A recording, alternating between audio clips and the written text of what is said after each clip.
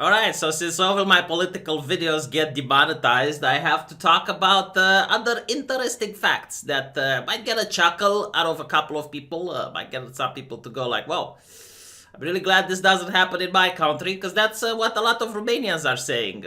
This is a news from a Romanian newspaper, and a lot of people in the comment section is like, well, Romania is bad, but at least it's not like that, you know?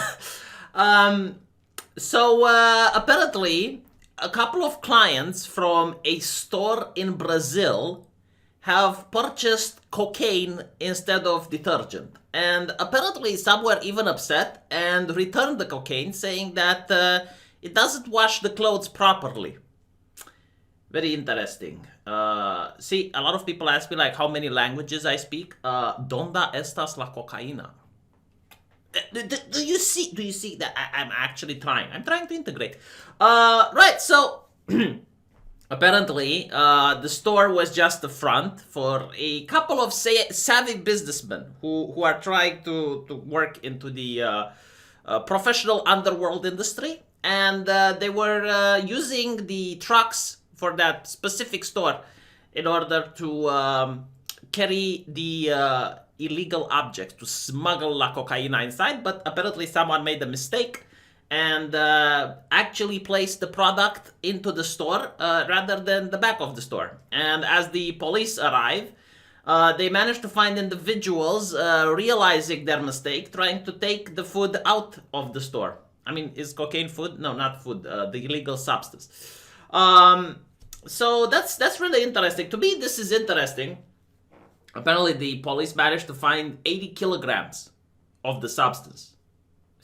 To me, it's interesting is that you're not going to hear this happen in other countries, like America, like a European country. Like this is, if it would happen in, I don't know, in France or in Germany, it would make international headlines, and it would be like a massive outrage. Like, how was it possible, right? Because the very fact that people are able to smuggle so much and it's in a store shows that the authorities should have known about it.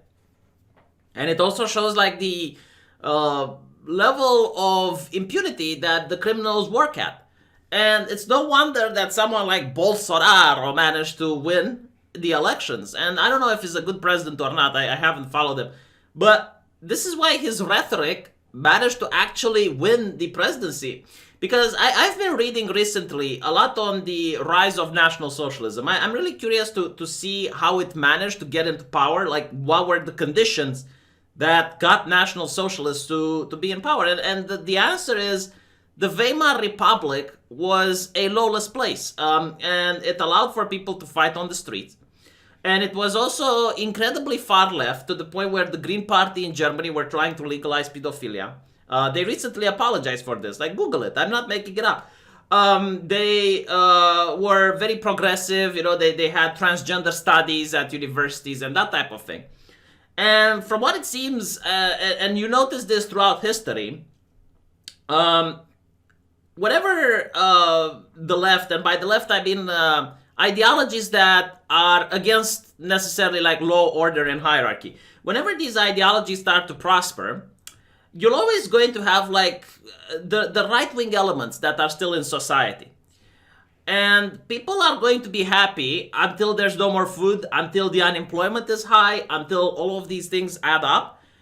And when that happens, you're going to have like the right wing taking charge, and usually it's going to be like a moderate right-winger. But because the left is dominating the culture, they're going to quickly, eliminate that right-wing element. And then it's the far right that comes in, and they operate much with the tactics of the far left. Like, they don't care. Like, they're going to do street violence, they're going to do all of these things. And that's how the National Socialists came into power. And I'm looking at, places like Brazil. Yeah, that's why people are going to vote for someone that talks about authority, that talks about law, that talks about order. Because people want that, right? Like, it's what's missing in their society. And I don't think like the left wants to understand this. They don't want to engage with this type of thing. So it gets to the comical points where they're selling la cocaína in the supermarket. Ridiculous. Absolutely ridiculous. So yeah, that's one of the news that I wanted to talk about. Let me know what you think in the comment section, and I'll see you all later.